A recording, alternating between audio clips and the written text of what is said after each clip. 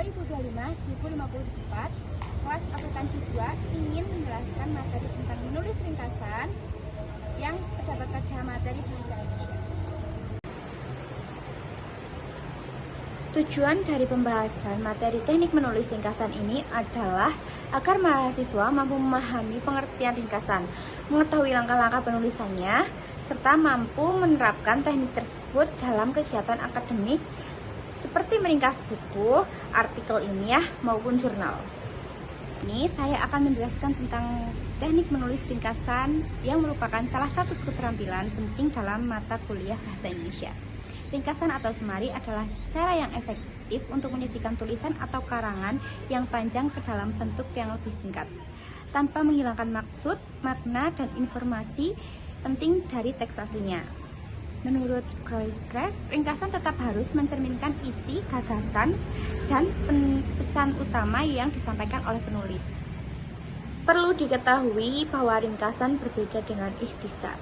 Ringkasan ditulis mengikuti urutan dan struktur asli, sedangkan ikhtisar lebih bebas karena hanya menekankan pada inti pembahasan tanpa harus mengikuti susunan aslinya. Oleh karena itu, dalam penulisan ringkasan, kita tetap harus menjaga sistematika dan alur dari teks sumber tersebut.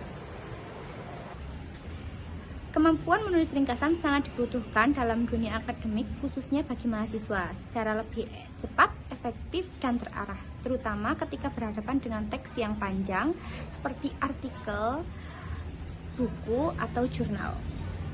Dalam menulis ringkasan terdapat 4 langkah utama yang dikenal dengan 4M. Langkah yang pertama adalah membaca teks aslinya secara menyeluruh. Tahap ini bertujuan agar kita memahami isi bacaan secara utuh sebelum memulai ringkasan. Langkah yang kedua yaitu menyeleksi bagian-bagian yang penting. Pada tahap ini kita perlu menentukan ide pokok dan informasi utama yang benar-benar diperlukan, serta mengabaikan bagian yang bersifat penjelasan atau pengulangan. Langkah yang ketiga adalah menulis ringkasan dengan bahasa sendiri.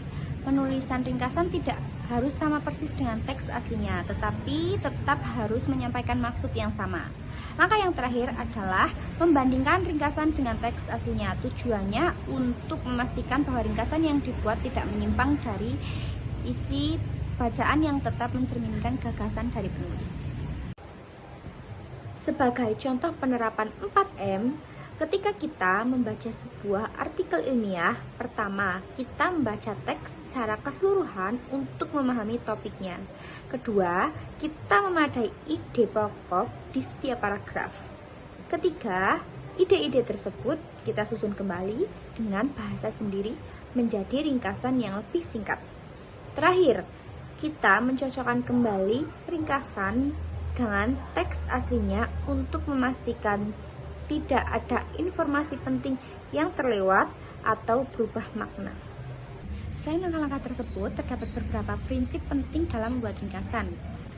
Ringkasan hanya memuat bagian yang penting, mencerminkan makna dan informasi teks asli, serta mempertahankan orientalitas pikiran penulis. Panjang ringkasan juga tidak boleh melebihi sepertiga dari teks asli dan kalimat dapat disusun sendiri selama tidak mengubah makna.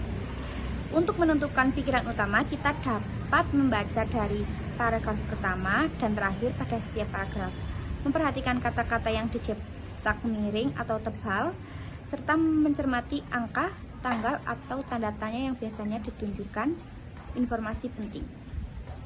Beberapa kesalahan yang sering terjadi dalam menulis ringkasan antara lain menyalin teks asli secara langsung, memasukkan pendapat pribadi, serta terlalu banyak mencantumkan contoh atau penjelasan tambahan.